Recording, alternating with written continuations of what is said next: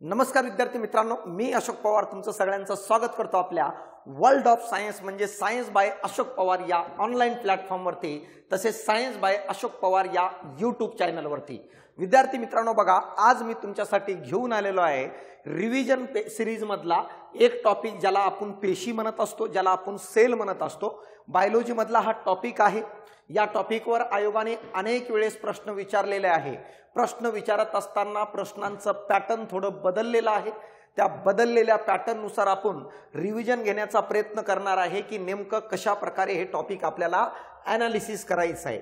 तर बघा, आता पेशी काय आहे तर मला सांगा, प्रत्येक सजीवांचा हा एक प्रकारचा मूलभूत घटक आहे मित्रांनो। जसं उदाहरणामध्ये मला सांगा, तुम्ही जेव्हा आपल्या आजूबाजूच्या इमारत बघता तर इमारत मला सांगा वेगवेगळ्या प्रकारची असतात मित्रांनो। 4 मजली, 5 मजली, 10 मजली, 100 मजली, 200 म्हणजे वेगवेगळ्या प्रकारचे या जगामध्ये जेवढ्या इमारती आहेत। परंतु मित्रांनो, माहित आहे का, या प्रत्येक इमारतीची निर्मिती आपण म्हणू शकतो की त्या विटांपासून झालेली आहे। अशा विटा एकावर एक ठेवून मला सांगा एवढ्या मोठ्या इमारती तयार केलेल्या आहेत। जसं मला सांगा एखाद्या इमारतीमधला मूलभूत घटक या विटा असतात, तसं या जगामध्ये असणाऱ्या प्रत्येक सजीवाचा मूलभूत घटक हा जर काय असेल तर पेशी आहे, त्याला आपण सेल म्हणत असतो। जसं एखाद्या इमारतीतून सर्व विटा काढून टाकलं तर ती इमारत एक्झिस्ट करत नाही, तसं एखाद्या सजीवातून सर्व सेल यांनी पेशी काढून टाकलं तर ते सजीव अस्तित्वात राहत नाही मित्रांनो। तर अशा प्रकारे बघा, आपल्याला या सजीवातील असणाऱ्या पेशीबद्दल बघायचं आहे की नेमकं ही पेशी कशा प्रकारे असणार आहे। बघा, पहिल्यांदा आपण बघून घेऊया या पेशीचं कशा प्रकारे घटक आणि काय असणार आहे। तर बघा, या ठिकाणी मी तुम्हाला सेलच्या डायग्राम दाखवलेले आहे। 3 प्रकारच्या सेल असतात। एक मला सांगा प्राणी पेशी ज्याला ॲनिमल सेल म्हणतो, दुसरं प्लांट सेल ज्याला वनस्पती पेशी म्हणतो, आणि तिसरं बॅक्टेरियल सेल ज्याला आपण काय जीवाणूजन्य पेशी म्हणून ओळखलं जातं किंवा जीवाणूची पेशी म्हणतो। तिन्ही पेशीबद्दल मी डिटेल तुम्हाला ॲनालिसिस घेणार आहे। व्यवस्थित बघा काय आहे। पहिल्यांदा डेफिनेशन बघा, प्रत्येक सजीव हा मूलभूत घटकापासून बनलेला आहे, कळलं का? आणि त्या मूलभूत घटकाला आपण काय म्हणत असतो? पेशी म्हणत असतो। आकारमान वेगवेगळे असते, काही पाण्यात, काही हवेत किंवा जमिनीवर राहतात, परंतु रचनात्मक घटक त्याच्यासारखा आहे। म्हणजे याचा अर्थ मला सांगा, पृथ्वीवर असणारे सजीव कुठे जरी राहत असेल तर त्याच्यामधला जो स्ट्रक्चरल युनिट आहे, रचनात्मक घटक आहे ज्याला पेशी म्हणत असतो, तो सारखा असतं आणि शरीरातील तो सर्वात लहान भाग म्हणून ओळखलं जातं। जसं इमारतीतील विटा असतात तसं आपल्या शरीरातील पेशी असतात मित्रांनो। आता बघा, या पेशीच्या संबंधित कोणकोणत्या शास्त्रज्ञाने काय रिसर्च केलेले आहे। 1650 ला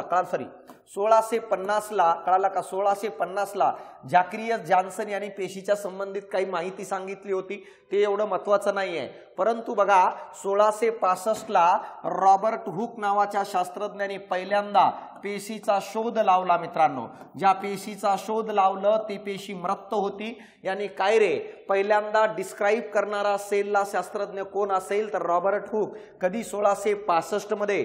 आणि हाच प्रश्न मला सांगा आयोगाने 2000 काला का 21-22 मध्ये विचारलेलं होतं। यानंतर बघा काय सांगितलं, रॉबर्ट हुक यांनी सांगितलं की जसं मधमाशाच्या पोळमध्ये छोटे छोटे होल्स असतात, तशा प्रकारे सजीवाच्या आतमध्ये छोटे छोटे होल्स असतात, छोट्या छोट्या खोली असतात, आणि त्या खोलीलाच त्यांनी सेल नाव दिलं। मग बघा, सेल म्हणजे लॅटिन भाषेत छोट्या छोट्या खोल्या असा अर्थ होतो। हुक यांनी मृत पेशींचा शोध लावला होता। जिवंत पेशीबद्दल आणखी कुणी काही बघितलेलं नव्हतं, परंतु बघा या जिवंत पेशीला पहिल्यांदा पाहणारा शास्त्रज्ञ ज्याला ल्युएनहॅक म्हणून ओळखलं जातं। ल्युएनहॅक हा तो शास्त्रज्ञ आहे ज्यांनी पहिल्यांदा सूक्ष्मदर्शकाचा अभ्यास करून, मला सांगा सूक्ष्मदर्शक काय शोधला गेला, आणि नंतर मला सांगा या मायक्रोस्कोपच्या साहाय्याने त्यांनी जगामध्ये पहिल्यांदा जीवाणू यानी बॅक्टेरियाला बघितलं। यानंतर जर बघितलं मित्रांनो, माहित आहे का, काही आदिजीवींना बघितलं, म्हणजे यांच्या जिवंत पेशींचा शोध लावला त्यांनी मित्रांनो। जसं उदाहरणामध्ये जीवाणूला त्यांनी पहिल्यांदा पाहिलं, आदिजीवींना पण पहिल्यांदा पाहिलं, यांच्या जिवंत पेशींचा कळाला का रे जर बघितलं मित्रांनो, माहित आहे का 1674 मध्ये सर्वप्रथम निरीक्षण केलं। म्हणजे याचा अर्थ बघा, जिवंत पेशीला पहिल्यांदा पाहणारा शास्त्रज्ञ कोण असा जर तुम्हाला प्रश्न विचारलं तर त्या प्रश्नाचं उत्तर असायला पाहिजे ल्युएनहॅक। पहिल्यांदा मायक्रोस्कोपच्या साहाय्याने पहिल्यांदा मला सांगा जीवाणू आदिजीवी किंवा सूक्ष्म जीवांना जर कुणी बघितलं असेल लिवेनहॉक, याच कारणामुळं मला सांगा मायक्रोबायोलॉजीचा जनक कळाला का रे? मायक्रोबायोलॉजीचा जनक म्हणून जर कोणाला ओळखलं जात असेल तर ते आहे लिवेनहॉक नावाचा शास्त्रज्ञ. याला फादर ऑफ मायक्रोबायोलॉजी म्हणतो किंवा मला सांगा याला फर्स्ट मायक्रोबायोलॉजिस्ट म्हणून ओळखलं जातं. कोणाला? लिवेनहॉक याला, कारण पहिल्यांदा या सूक्ष्म जीवांना यांनी बघितलं. यानंतर बघा पेशीचा सिद्धांत मांडलं काही शास्त्रज्ञांनी मिळून. पेशी सिद्धांत मांडणारे एकूण 3 शास्त्रज्ञ आहेत. सर्वात पहिल्यांदा 1838ला जर्मन शास्त्रज्ञ MJ सिल्डेन यांनी आपला सिद्धांत मांडला. त्याचं वनस्पतीच्या बाबतीत अभ्यास होता आणि सांगितलं, काय सांगितलं? जगातील प्रत्येक वनस्पती ही कोणापासून बनलेली आहे? तर मला सांगा ही पेशीपासूनच बनलेली असतं, असं कोणी सांगितलं मित्रांनो माहिती आहे का? MJ सिल्डेन नावाच्या शास्त्रज्ञाने 1838 मध्ये.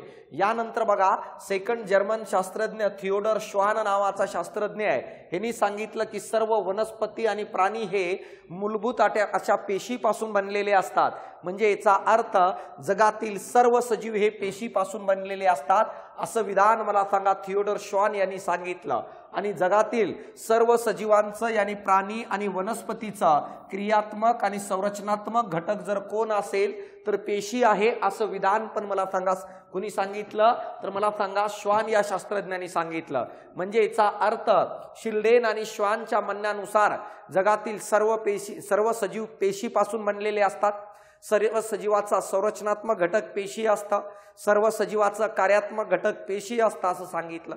परंतु मित्रांनो माहित आहे का 1858च्या दरम्यान कळालं का या पेशी सिद्धांतामध्ये एका शास्त्रज्ञाने भर घातलं, म्हणजे काही विधान ऍड केलं आणि त्या शास्त्रज्ञाचं नाव आहे आर विर्शॉ.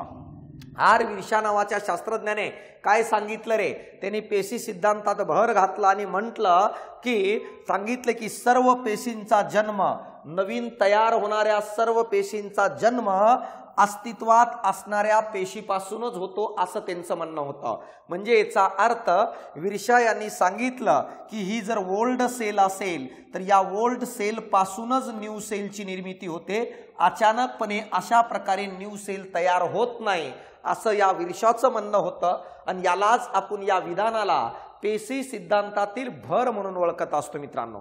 तर एवढं डेटाबेस तुम्हाला क्लिअर झाला असेल. यानंतर बघा मित्रांनो माहित आहे का पेशीतील पाण्याचं वहन बघायचंय. म्हणजे याचा अर्थ काय? समजा ही सेल आहे आपली, कळाला काही सेल आहे. आता मला सांगा या सेलच्या आतमध्ये बाहेरून पाणी आतमध्ये जातं आणि आतील पाणी बाहेर येतं मित्रांनो. तर अशा प्रकारे पेशीच्या आतमध्ये पाण्याचं देवाणघेवाण होतं. आता या पेशीच्या आतमध्ये पाण्याचं देवाणघेवाण होतं आणि मित्रांनो माहित आहे का या पेशीच्या आतमध्ये या पाण्याचं या द्रवाचं जो देवाणघेवाण होतं या प्रक्रियेलाच आपण परासरण म्हणतो. या प्रक्रियेलाच आपण ऑस्मॉसिस म्हणून ओळखलं जातं. परासरण या प्रक्रियेचा अर्थ काय आहे?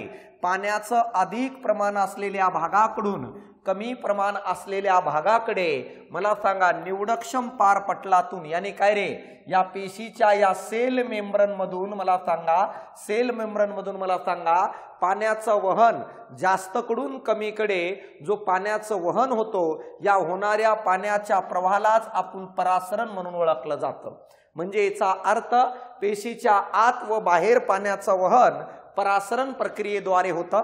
कारण परासरण यानी ऑस्मॉसिसचा अर्थ आहे जास्त द्रवाकडून कमी द्रवाकडे काय आहे वहन होणे.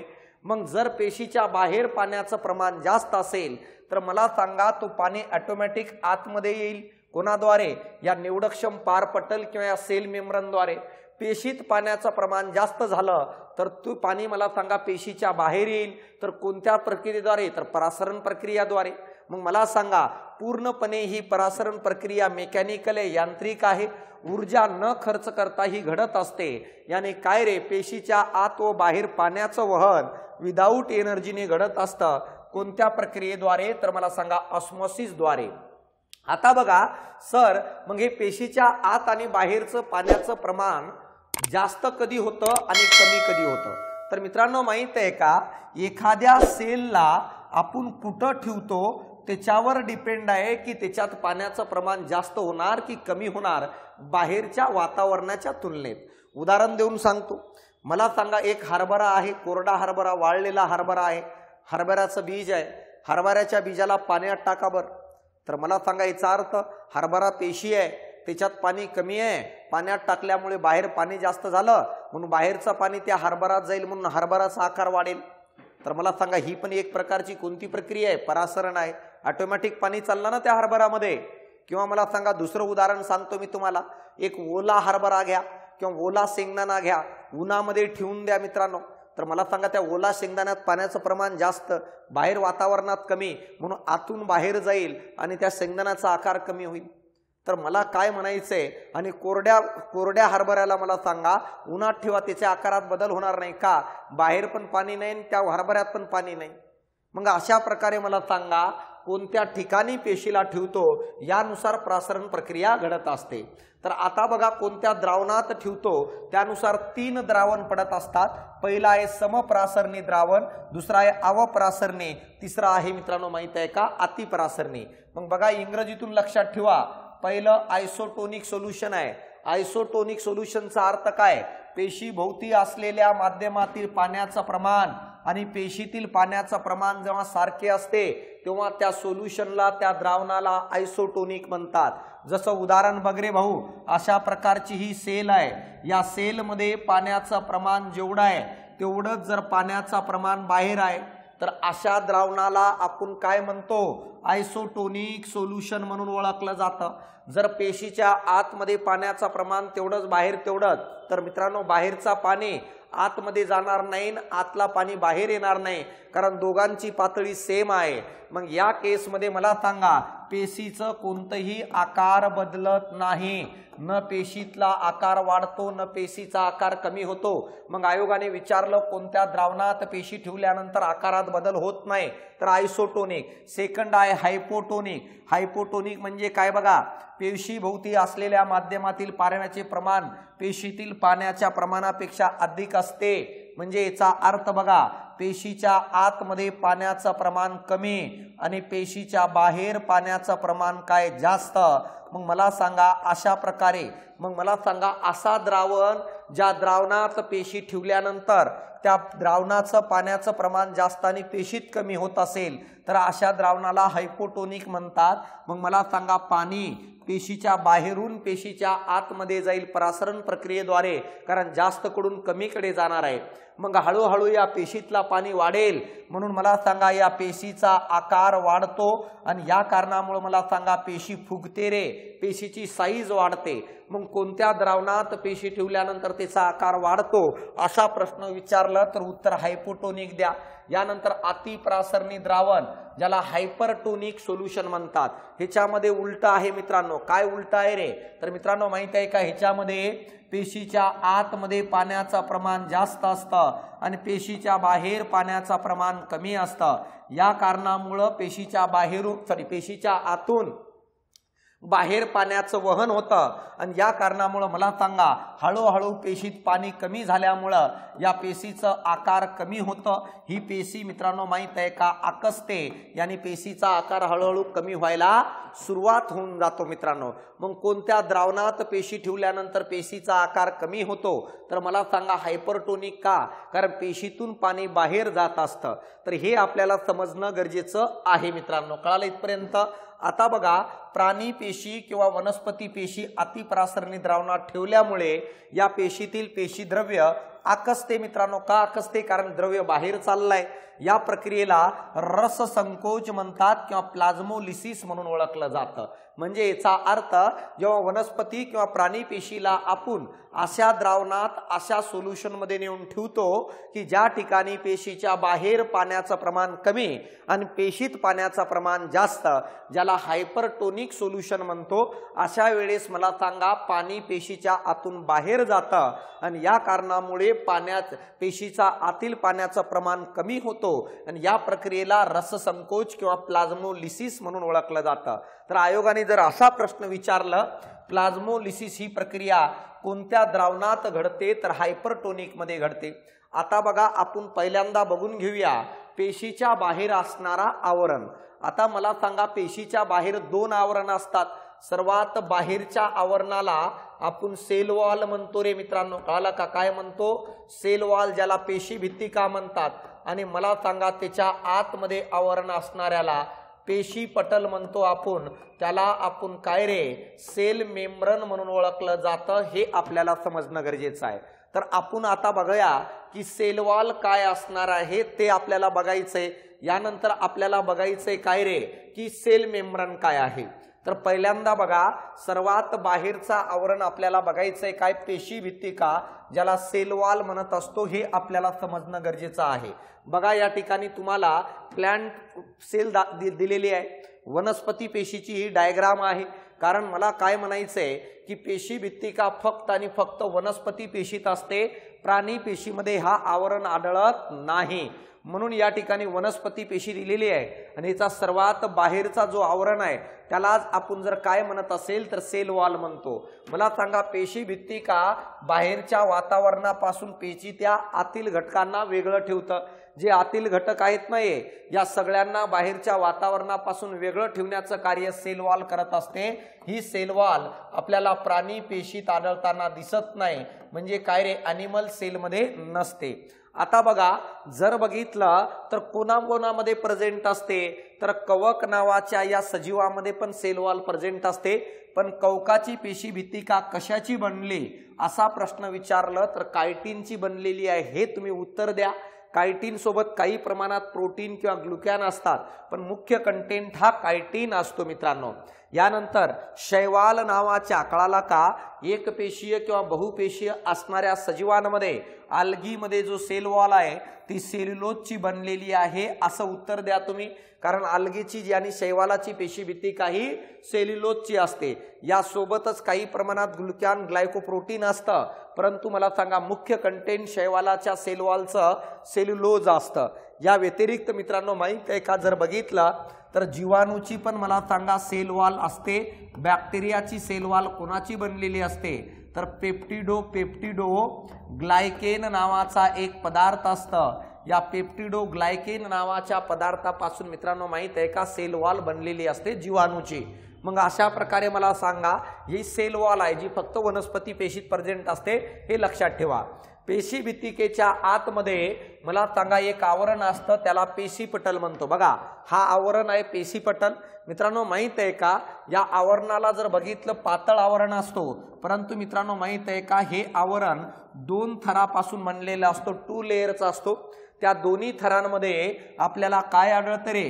प्रोटीन आणि प्रथिने आढळतं आणि लिपिड पण आढळतात, मेदाचे लेयर पण आढळतात. यासोबत काही प्रमाणात या कार्बोहायड्रेटचे काही चेन्स आढळताना आपल्याला दिसतं. कोणामध्ये? या पेशीपटलमध्ये, या सेल मेम्ब्रेनमध्ये. म्हणून मला सांगा, सेल मेम्ब्रेनला आपण म्हणत असतो प्रोटीन यानी काय रे? प्रथिने व मेदापासून बनलेला आहे एक काय रे? पेशीचा आवरण आहे. मग बघा, पेशीच्या भोवती एक पातळ आवरण असतं. पेशीत कळाला का समाविष्ट असणाऱ्या घटकांना पेशी बाहेरील पर्यावरणापासून वेगळं ठेवणं, अलग ठेवणं या पेशीपटलाचं कार्य आहे. नाजूक लवचिक असून मित्रांनो माहित आहे का, 70 एंगस्ट्रॉम एवढ्या जाडीचं त्याचं आवरण आहे पेशीपटल. बघा, या ठिकाणी जो मेद आणि प्रथिनांपासून तयार झालेला आहे. आणि मला सांगा, या पेशीपटलामधूनच पेशीच्या आतमध्ये पाण्याचं वहन होत होतं आणि पेशीच्या आतून पाण्याचं वहन बाहेर वहन होत होतं. तर अशा प्रकारे हे आपल्याला कळणं गरजेचं आहे. मग बघा, आता मेद आणि प्रथिने हे दोन थरांचे मिळून मला सांगा आपला पेशीपटल बनलेला असतो. मग बघा, आता या ठिकाणी सगळीकडे बघा हा प्रथिने आहे. इथं प्रथिने, इथं प्रथिने. जो रेड कलरने पिलर दाखवलेले ते प्रथिने आहेत. बाकी सगळीकडे आपल्याला मेद पसरलेला दिसतो मित्रांनो. म्हणजे याचा अर्थ मला सांगा, अशा प्रकारे सगळीकडे मेद पसरलेला दिसतो. म्हणून आपण काय म्हणतो रे या ठिकाणी? तर मला सांगा, या ठिकाणी काय म्हणतो? मेदमय समुद्रात तरंगणारे प्रथिनांचे हिमनग असे म्हणतात मित्रांनो. बघा ना, हा सगळा मेद आहे. सगळीकडे मेद आहे, येल्लो कलर दिसतोय तो, आणि त्या मेदामध्ये मला सांगा प्रथिने जागोजागी तरंगतायत आणि याच कारणामुळे या सेल मेम्ब्रेनला, या पेशी पटलला मेदमय समुद्रात तरंगणारे प्रथिनांचे हिमनग, जसं मला सांगा पाण्यामध्ये बर्फ तरंगतात तशा प्रकारे हे मेदाच्या आतमध्ये प्रथिने प्रेझेंट असतात। यानंतर बघा या पटलाला, या सेल मेम्ब्रेनला निवडक्षम पार पटल म्हणतात किंवा याला काय म्हणत असतो रे, सिलेक्टिव्ह, कळाला का रे, selective semi permeable membrane, selective semi permeable membrane म्हणतात मित्रांनो। का म्हणतात रे, त्याचं कारण असं आहे की पेशीच्या आतमध्ये कोणत्या पदार्थाला पाठवायचं आणि कोणत्याला नाही पाठवायचं हे पहिल्यांदा निवड करत असतो हा आवरण, आणि यानंतरच तो पेशीच्या आतमध्ये त्यांना जाऊ देतो। जसं बिल्डिंगच्या खाली सिक्युरिटी गार्ड असतं, जो आय कार्ड बघितल्यानंतर मध्ये सोडतं, तशा प्रकारे निवडक्षम पार पटल पेशीत जाणाऱ्या पदार्थांचं आय कार्ड चेक करतो, जे कामाचे आहेत त्यांना पाठवतं, अनवॉन्टेड असणाऱ्या पदार्थांना बाहेर थांबवून ठेवतं, जसं जीवाणू किंवा काही विषारी पदार्थ, आणि याच कारणामुळे याला निवडक्षम पार पटल म्हणून ओळखलं जातं। आता बघा निवडक्षम पार पटलामुळे काय होतं, उपयुक्त रेणू पेशीच्या आत प्रवेश करतात जे चांगले आहेत, पाणी असेल, क्षार असेल, ऑक्सिजन असेल, अन्नद्रव्य, मला सांगा उपयुक्त उत्पादित पेशीतच राहतात, म्हणजे जे पेशीच्या आतमध्ये चांगले पदार्थ आहेत त्यांना आतमध्येच ठेवतं, बाहेर येऊ देत नाही। टाकाऊ आणि इतर उत्सर्जित पदार्थ पेशीतून बाहेर पडतात, याने काय रे, पेशीच्या बाहेर टाकण्याचं काम करत असतात, कार्बन डायऑक्साईड वगैरे, कळलं का। बाहेरील वातावरणात बदल झाले तरी पेशीतील पर्यावरण कायम राखले जाते, यास काय म्हणतो रे आपण, होमिओस्टेसिस म्हणून ओळखलं जातं। वातावरणात थंड आलं, वातावरण जास्त उष्ण झालं तरी पण पेशीच्या आतमधील वातावरण स्टेबल असतं, याला होमिओस्टेसिस म्हणून ओळखलं जातं। आणि हा जो आवरण आहे जो काय करत असतो रे, वातावरण स्टेबल करण्याचं काम करत असतो मित्रांनो। यानंतर बघा जर या पेशीच्या आतमध्ये दोन आवरण आपण बघितलं बघा मित्रांनो, हा सेल मेम्ब्रेन आहे आवरण, आणि ह्याच्या बाहेर काय होतं, सेल वॉल होतं। आता बघा एखाद्या पेशीचं आवरण सोडल्यानंतर पेशीतील द्रव भागाला, पेशीतील फक्त आणि फक्त द्रव भागाला पेशी द्रव किंवा त्याला सायटोसोल म्हणतात। बघा प्रद्रव्य पटल यानी सेल मेम्ब्रेन आणि न्यूक्लियस यानी केंद्रक आतील तरल व द्रव भागाला पेशी द्रव्य किंवा सायटोसोल म्हणतात, म्हणजे पेशीतील द्रव भागाला सायटोसोल म्हणतात।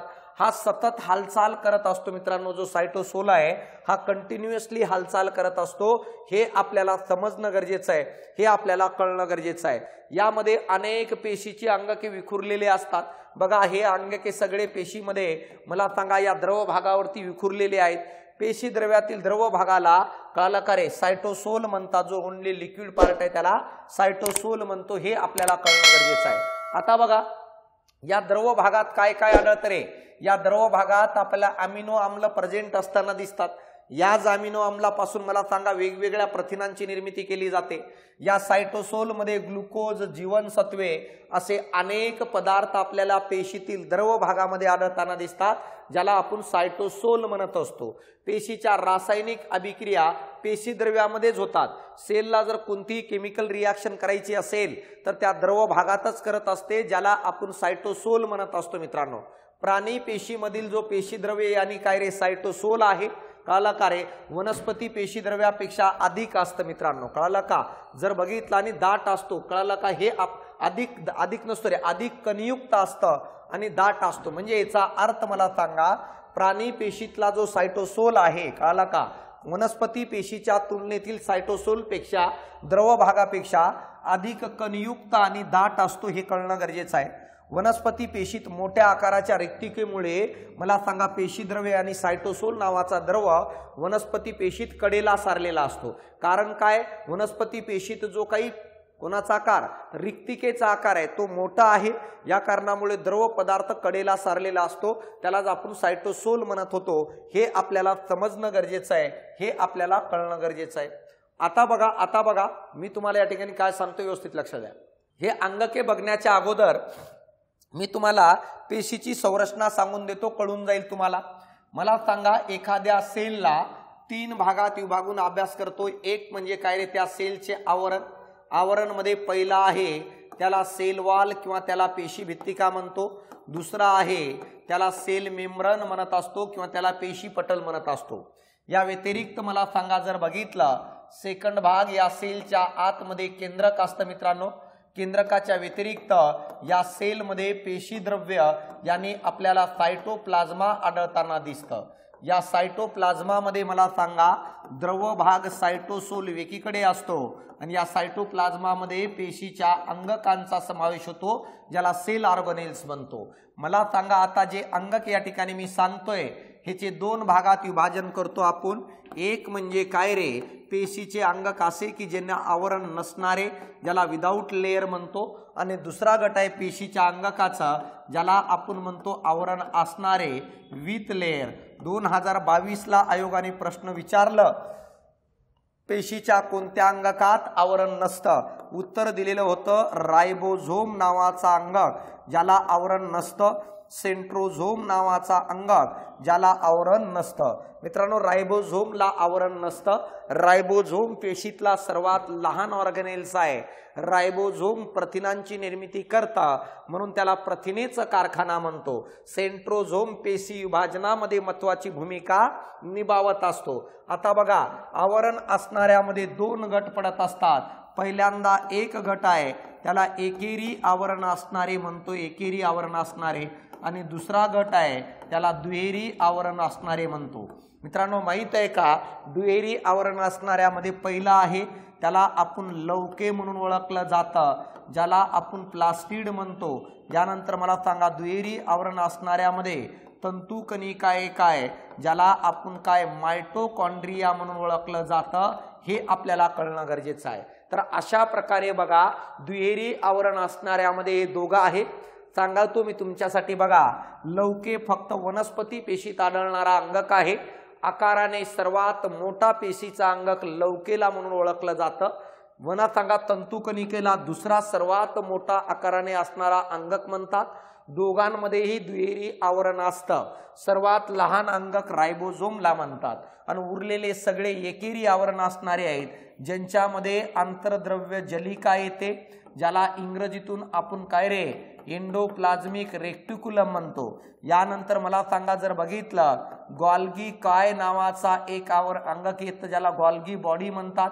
यानंतर तिसरं लय कारिका नावाचा एक अंगक आहे ज्याला आपण लायझोझोम म्हणून ओळखलं जातं आणि चौथं ज्याला आपण काय रे रिक्तिका म्हणतो ज्याला व्हॅक्यूल म्हणून ओळखलं जातं। हे एकेरी आवरण असणारे आहेत। सांगायचं तात्पर्य असं आहे जर आयोगाने 2022 ला या रायबोझोम बद्दल विचारलं की सर्वात आवरण नसणारा अंगक कोणता तर उत्तर रायबोझोम। येणाऱ्या काळात तुम्हाला विचारेल की आवरण नसणारा कोणता, यानंतर सर्वात लहान अंगक कोणता, प्रथिनेचं कारखाना कोणता, दुहेरी आवरण असणारे कोणते आणि एकेरी आवरण असणारे कोणते, हे आपल्याला समजणं गरजेचं आहे, हे आपल्याला कळणं गरजेचं आहे। आता बघा यानंतर जर बघितलं तर सर्वात पहिल्यांदा एकेरी आवरण असणारे कालकारे एकेरी आवरण असणारे मला सांगा आपल्याला पेशीचे अंगक बघायचे। आता एकेरी आवरण असणाऱ्यामध्ये कोण कोण आहे? सर्वात पहिला आहे आंतरद्रव्य जलिका ज्याला एंडोप्लाझ्मिक रेक्टिक्युलम म्हणून ओळखत असतो। हे आपल्याला समजणं गरजेचं आहे। हा एकेरी आवरण असणारा अंगक आहे। बघा हा आतून केंद्रकाशी जोडलेला आहे तर बाहेर मित्रांनो माहित आहे का पेशी पटलाच्या जवळपास आलेला आहे। तर मला सांगा बाहेर जोडलेला आहे हा एक प्रकारे पेशीला आधार देतं मित्रांनो। का?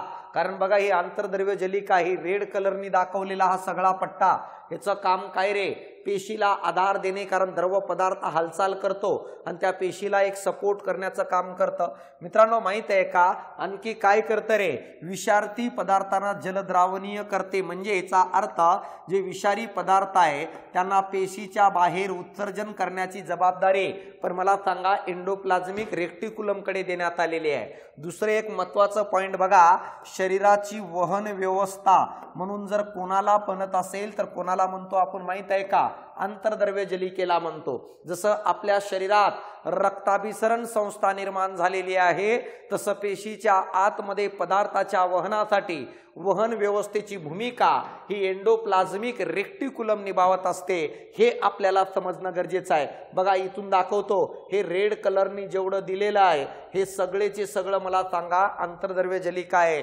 एंडोप्लाझ्मिक रेक्टिक्युलम आहे। मित्रांनो ह्याचे दोन प्रकार पडत असतात, एक खडबडीत अंतर्द्रव्य जलिका ज्याला रफ एंडोप्लाझ्मिक म्हणत असतो। मित्रांनो बघा केंद्रकाच्या बाजूला तुम्हाला या ठिकाणी दिसत असेल रे, काय दिसतं या ठिकाणी तुम्हाला? या ठिकाणी दिसत असेल की पांढऱ्या रंगाचे ठिपके या ठिकाणी तुम्हाला आढळताना दिसतात। मित्रांनो तर अशा प्रकारे मला सांगा अंतर्द्रव्य जलिकेच्या ज्या भागावर अशा प्रकारे हे कण प्रेझेंट आहेत, हे कण काय आहेत रे? तर मित्रांनो हे कण रायबोझोमचे असतात। म्हणजे याचा अर्थ केंद्रकाकडचे असणाऱ्या अंतर्द्रव्य जलिकेच्या भागावर आपल्याला रायबोझोम आढळताना दिसतं आणि या कारणामुळे तो खडबडीत भाग दिसतो मित्रांनो, आणि पाठीमागे रायबोझोम नसतं या कारणामुळे ते आपल्याला गुळगुळीत भाग आढळताना दिसतो। मग अशा प्रकारे बघा पृष्ठभागावर रायबोझोमचे कण असतात, यांना खडबडीत दिसतं, म्हणून मला सांगा याला रफ एंडोप्लाझ्मिक रेटिक्युलम म्हणतो। मग सर काय कार्य आहे हो खडबडीत अंतर्द्रव्य जलिकेचं कार्य काय आहे? तर मला सांगा त्याच्या पृष्ठभागावर तर रायबोझोम्स प्रेझेंट आहेत आणि रायबोझोमचं कार्य आहे प्रथिनांची निर्मिती करणे। मग मला सांगा रायबोझोम मला सांगा वेगवेगळ्या प्रथिनांची निर्मिती करतात, मग रायबोझोमचं कार्य आहे प्रथिनांची काय करणे? निर्मिती करणे। हे आपल्याला समजणं गरजेचं आहे, हे आपल्याला कळणं गरजेचं आहे। आता मला सांगा म्हणजे याचा अर्थ खडबडीत अंतर्द्रव्य जलिकेचं कार्य पण काय? प्रथिनाची निर्मिती करणे, कारण हेच काय रे रायबोझोमला जागा देतो बसायला। यानंतर गुळगुळीत अंतर्द्रव्य जलिका काय करते रे? पृष्ठभागावर ह्याचे रायबोझोम नसतात म्हणून हे स्मूथ दिसते आणि हे मेदांची निर्मिती करते आणि त्याचं वहन करतं। मग अशा प्रकारे हे दोन्ही प्रकार लक्षात ठेवा भाऊ, कळाला का? वहन व्यवस्था कोण करतं, काय करतं, कशा प्रकारे असणार आहे। यानंतर बघा गॉल्गी कॉय नावाचा हा दुसरा अंगक आहे। बघा रे हे वाटीसारखं गुंडाळलेल्या पाईप सारखं तुम्हाला दिसत असेल तर बघा आता काय म्हणतो कॅमिलो गॉल्गी यांनी या अंगकाचा शोध लावला म्हणून याला गॉल्गी कॉय म्हणतात। ह्याच्यामध्ये वाटीसारखी संरचना असणारे भाग असतात, त्यांना काय म्हणतो रे? कोश म्हणत असतो, आणि हे 5 ते 8 कोशापासून बनलेले आहेत। या ठिकाणी त्या कपापासून बनलेले असतात। मला सांगा या कोशांना कुंडे म्हणतात किंवा ना काय रे सिस्टर्न्स म्हणून ओळखलं जातं। बघा हे सिस्टर्न्स असतात, बघा या ठिकाणी वाटीसारखं भाग जसं रबर टायरला तोडून आपण मुडतो ना तशा प्रकारे याला सिस्ट्रेन्स म्हणतात। या कुंडामध्ये वेगवेगळ्या प्रकारचे एन्झाईम्स असतात, विकर असतात मित्रांनो, कळाला का? आणि या अंगकाला पेशीचं रासायनिक कारखाना म्हणून ओळखलं जातं। का म्हणतात तो सर पेशीचा रासायनिक कारखाना? तर काय करतं माहित आहे का? अंतर्द्रव्य जलिकेत तयार होणारे प्रथिने या ठिकाणी आणलं जातं कुठं? गॉल्गी कॉयमध्ये, आणि गॉल्गी कॉयमध्ये त्या प्रथिनांचं रासायनिक कळाला का रे गुणधर्म बदलवलं जातं। गुणधर्म काय केलं जातं रे? गुणधर्म कळाला का? बदललं जातं। या कारणामुळे मला सांगा आपण काय रे या गॉल्गी बॉडीला केमिकल इंडस्ट्री ऑफ सेल किंवा पेशीचा रासायनिक कारखाना म्हणतो। मित्रांनो शरीराचा रासायनिक कारखाना नाही, शरीराचा रासायनिक कारखाना आपण कोणाला? लिव्हरला म्हणत असतो। प्रथिनेचा रासायनिक कारखाना आपण रायबोझोमला म्हणतो। यानंतर बघा पेशीतील स्त्रावी अंगक आहे। जर आयोगाने जर प्रश्न विचारला सिक्रेटरी ऑर्गन कोण आहे, तर सिक्रेटरी ऑर्गन म्हणजे स्त्रावणारा अंगक सारखा कोण आहे? तर मला सांगा गॉल्गी बॉडी आहे, ज्यामध्ये रसायनांचं रासायनिक गुणधर्म बदलवलं जातं आणि मला सांगा त्यानंतर पुढे पाठवलं जातं, म्हणून रासायनिक कारखाना म्हणतात किंवा यांना सिक्रेटरी ऑर्गन म्हणतात। कार्य काय काय करतं बघा?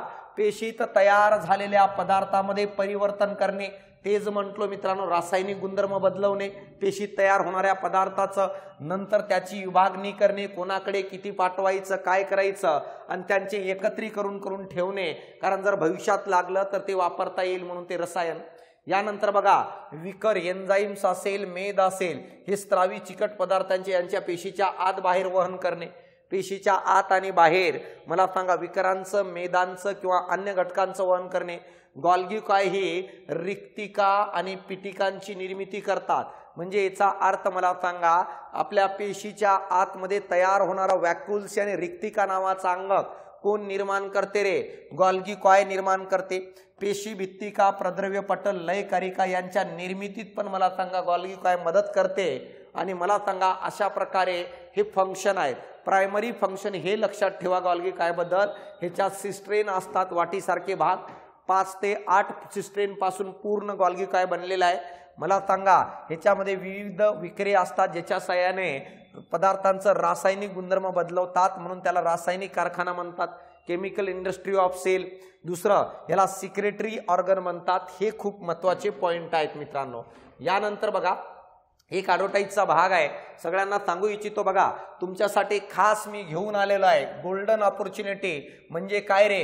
1 डे रिव्हिजन बॅच, 1 दिवसीय रिव्हिजन बॅच. या बॅच मध्ये एकूण 15+ लेक्चर आहेत. 15+ लेक्चर मध्ये मित्रांनो माहित आहे का, बायोलॉजीचं, त्यानंतर फिजिक्सचं आणि केमिस्ट्रीचे ऑल टॉपिक रिवाइज केलेले आहेत व्यवस्थित. जसं मी घेतोय आता तशाच पद्धतीने. तसेच फिजिक्सवर येणाऱ्या गणितांची पण तयारी करून घेतलेली आहे. आवर्जून तुम्ही बॅच घ्या. या बॅचची फीस नॉमिनल ठेवलेली आहे. नॉमिनल म्हणजे किती रे? 249 रुपये फीस आहे फक्त. जर तुम्हाला येणाऱ्या काळात सायन्समध्ये चांगले मार्क पाहिजे असेल तर शेवटचा गोल्डन चान्स आहे मित्रांनो. आवर्जून तुम्ही ॲप्लिकेशन डाउनलोड करा. प्ले स्टोअरवर जाऊन सायन्स बाय अशोक पवार हे ॲप्लिकेशन सर्च करा. 2 ॲप्लिकेशन आहेत. हे ग्रीन कलरचं लोगो असणाऱ्या ॲप्लिकेशनवर 1 डे रिव्हिजन बॅच उपलब्ध आहे. मला सांगा सर्व सिलेबस कंप्लीट आहे.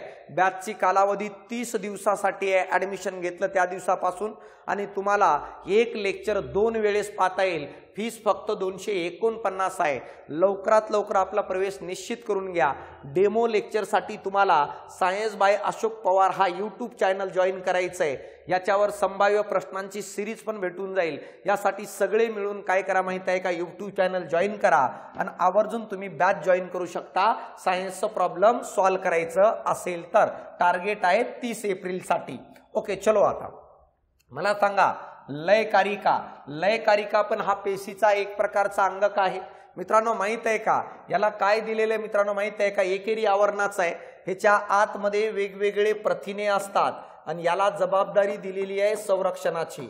लय कारिकेला सांगितलं सेलच्या आतमध्ये कोणतं पदार्थ आलं तर त्याला काय करायचं? अडवण्याचं कार्य करायचं, त्याला मारण्याचं कार्य करायचं जो पेशीला धोकादायक आहे.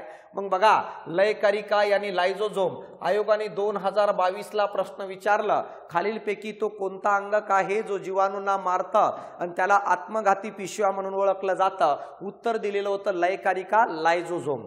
आता बघा लय कारिका साध्या एकपटलाने वेढलेले एक कोश आहे, एक थैली आहे मित्रांनो. जसं उदाहरणामध्ये एका बलूनमध्ये पाणी भरलं आणि बलून दिसतो ना, त्या प्रकारची लय कारिका आहे मित्रांनो. एक प्रकारची सॅक आहे, थैली आहे. या थैलीमध्ये, या सॅकमध्ये, या कोशामध्ये अनेक प्रकारचे पाचक विक्रिया असतात, यानी एन्झाईम्स असतात मित्रांनो. ह्याच्या आतमध्ये अनेक एन्झाईम्स असतात आणि या एन्झाईमला सांगितलंय पेशीच्या आतमध्ये येणारे जे पदार्थ आहेत या पदार्थांचं काय करायचं? पचन करायचं.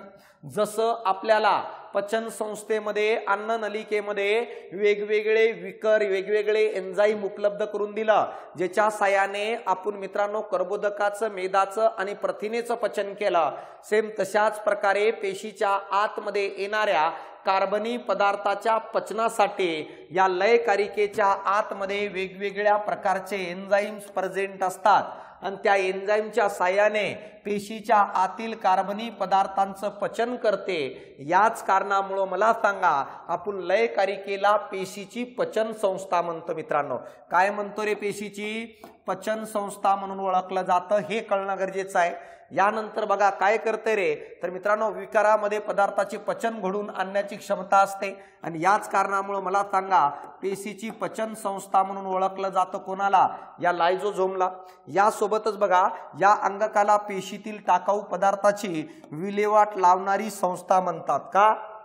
कारण काय माहिती आहे का, पेशीत जे काही टाकाऊ पदार्थ आहे त्याचं विघटन करून त्याची विल्हेवाट हीच लावते, कारण ह्याच्याकडे रसायन आहेत. यानंतर बघा, जर बघितलं वनस्पती पेशीमध्ये लयकारिका खूप कमी प्रमाणात आढळतात आणि प्राणी पेशीमध्ये लयकारिकेचं प्रमाण काय रे जास्त असतं, हे आपल्याला कळणं गरजेचं आहे. तर हे फॅक्च्युअल डेटा आहेत, लक्षात ठेवा. काय म्हणतोय बघा, वनस्पती पेशीत लायझोझोमचं प्रमाण कमी असतं, प्राणी पेशी जास्त असतं. पेशीतील टाकाऊ पदार्थाची विल्हेवाट लावण्याचं कार्य किंवा लावणारी संस्था म्हणून ओळखलं जातं. याला पेशीची पचन संस्था म्हणतात मित्रांनो. हे काय करतं रे, विषारी पदार्थांना किंवा जीवाणूला वगैरे मारण्याचं पण काम करतं. मग आता बघा कार्य काय आहे, कोणत्या नावाने ओळखलं जातं, लयकारिका या लायझोझाइमला पेशीची पचन संस्था म्हणतात. पेशीवर हल्ला करणाऱ्या जीवाणू आणि विषाणूला हे नष्ट करत असतात. यानंतर हे अंगक जीर्ण किंवा कमजोर पेशी अंगके कार्बनी कचऱ्याला बाहेर टाकतात. म्हणजे याचा अर्थ पेशीच्या आतमध्ये मरून पावलेले पेशीचे अंगक किंवा अन्य पदार्थ जे काही कामाचं नाही आहे त्यांना बाहेर टाकण्याची जबाबदारी पण लयकारिकेकडे आहे आणि लायझोझोमकडे. या अंगकाला उद्ध्वस्त करणारे पथक म्हणतात मित्रांनो. उद्ध्वस्त करणारे, कारण हे सगळ्यांना डिस्ट्रॉय करतं, कारण यांच्याकडे रसायन असतं. त्या रसायनाच्या साह्याने हे सगळे अनवॉन्टेड पदार्थांना मला सांगा डिस्ट्रॉय करण्याचं काम करतं. लयकारिकांना आत्मघाती पिशव्या म्हणतात. याला आपण सुसाइडल सॅक म्हणतात रे. सुसाइडल सॅक म्हणून ओळखलं जातं. का म्हणतात रे सुसाइडल सॅक, कारण ही स्वतःच्याच पेशीला नष्ट करत असते वेळ पडलं तर. का, कारण जेव्हा कळतं याला की ही ज्या पेशीत आहे त्या पेशी जीवाणूने खूप मोठ्या प्रमाणात ताबा मिळवलाय आणि आता त्या पेशीला वाचवणं शक्य नाही, अशा वेळेस लयकारिका त्याच्यात असणाऱ्या सर्व रसायनाला, सर्व विकाराला एकदाच बाहेर टाकते आणि मला सांगा स्वतःसोबत स्वतःच्या पेशीलाच नष्ट करून टाकते. म्हणून त्याला आत्मघाती पिशव्या म्हणतात. यानंतर बघा, उपासमारीच्या काळामध्ये लयकारिका अन्न पुरवण्याचं कार्य करतात, ऊर्जा देण्याचं कार्य करत असतात मित्रांनो. कसं काय, मी काय म्हंटलो रे, पेशीच्या आतमध्ये मला सांगा जो अन्न पदार्थ उरलेला आहे तो डिस्ट्रॉय केलं जातं कुठं, लयकारिकेमध्ये. पण नंतर पेशीला कळालं की अन्नाची कमतरता आहे, मग जो डिस्ट्रॉय करायसाठी पाठवलेलं अन्न होतं तो लयकारिकेकडून रिटर्न काढून घेतला जातो आणि तो वापरला जातो. जसं उदाहरण, तुला संध्याकाळी मेसचा डब्बा आला, 4 चपात्या दिल त्या मेसवाल्याने, 2 खाल्ल्या आणि 2 चपात्या तिथं डस्टबिन जवळ ठेवून दिलास मित्रांनो. डस्टबिन जवळ ठेवून दिलास. रात्री 12ला अनाउन्समेंट झालं की लॉकडाऊन लावण्यात येत आहे, कुणी घराच्या बाहेर निघू नये. घराच्या बाहेर काय, खिडकीतून बाहेर तोंड काढलं तरी तोंडावर मारण्यात येईल. तर मला सांगा दुसऱ्या दिवशी तुला बाहेर निघता येत नाही, काय खाणार, दुपारपर्यंत तर काही प्रॉब्लेम नाही, दुपारून तर भूक वाढली ना रे, मग मला सांगा तिथं बाजूला ठेवलेल्या त्या चपात्यात तू खाशील. म्हणजे उपासमारीच्या काळामध्ये जे फेकून देण्यासाठी ठेवलं होतं तेच अन्न म्हणून वापर केलास. सेम मला सांगा, जो अन्नद्रव्य लयकारिकेमध्ये डिस्ट्रॉय करण्यासाठी पाठवलं, उपासमारीच्या काळामध्ये ते रिटर्न घेतलं जातं. म्हणून म्हणतात की लयकारिका हे उपासमारीच्या काळामध्ये अन्न किंवा ऊर्जा पुरवतात. बघा, टॅडपोलचे जेव्हा पूर्ण बेडकात रूपांतर होतं तेव्हा लयकारिका त्या टॅडपोल आणि बेडकाच्या पिल्लूची शेपूट कट करते. हे आपल्याला समजणं गरजेचं आहे मित्रांनो. ओके. यानंतर बघा, रिक्तिका हा एकेरी आवरण असणारा अंगक आहे मित्रांनो. माहित आहे का, हा एक प्रकारचा गोडाऊन आहे रे, एक प्रकारचा गोडाऊन आहे. ह्याच्यामध्ये काय केलं जातात रे, स्थायू आणि द्रव पदार्थाचं साठवणूक करतात. पेशीच्या आतमध्ये जेवढं असणारं स्थायू आणि द्रव पदार्थ असतात ते रिक्तिकेमध्ये साठवलं जातं. रिक्तिका ठराविक आकार नसतो. रिक्तिकेचा आकार मित्रांनो पदार्थाच्या प्रमाणानुसार बदलत असतं. जसं बलूनचा आकार पाण्याच्या प्रमाणानुसार बदलतो, पेशीच्या गरजेनुसार आकार बदलत असतो. वनस्पती पेशीमधील रिक्तिका प्राणी पेशीच्या तुलनेत मोठी असते. का, कारण वनस्पती पेशीला अन्न तयार करावं लागतं आणि ते अन्न साठवण्यासाठी वनस्पती पेशीत रिक्तिकेचा आकार मोठा असतो. म्हणून वनस्पती पेशीतला द्रव पदार्थ कडेला सारलेला असतो. हे आपल्याला कळणं गरजेचं. हे व्याक्युल्स आहेत. कार्य काय, पेशीचा परासरणीय दाब नियंत्रित ठेवतात. का, कारण आतमध्ये त्याचा आकारात जसं बदल होईल त्यानुसार द्रव बाहेर किंवा आतमध्ये म्हणजे परासरणीय दाब नियंत्रित होतं. पेशीतील ग्लायकोजन, प्रथिने आणि पाणी यांचं साठवणूक करतात. प्राणी पेशीतील रिक्तिका टाकाऊ पदार्थ तसेच अन्न साठवते, तर वनस्पती पेशीतील रिक्तिका पेशीद्रवाने भरलेल्या असतात आणि त्या पेशीला ताठरता आणि दृढता प्राप्त करून देतात हे आपल्याला कळणं गरजेचं आहे.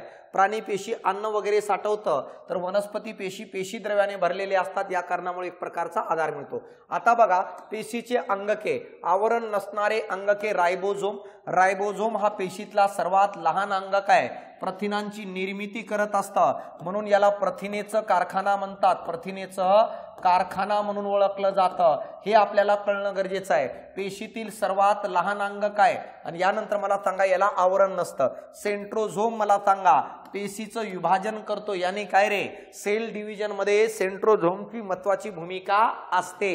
हे झालं आवरण नसणारे. थोड्या वेळाखाली बघितलं एकेरी आवरण असणारे.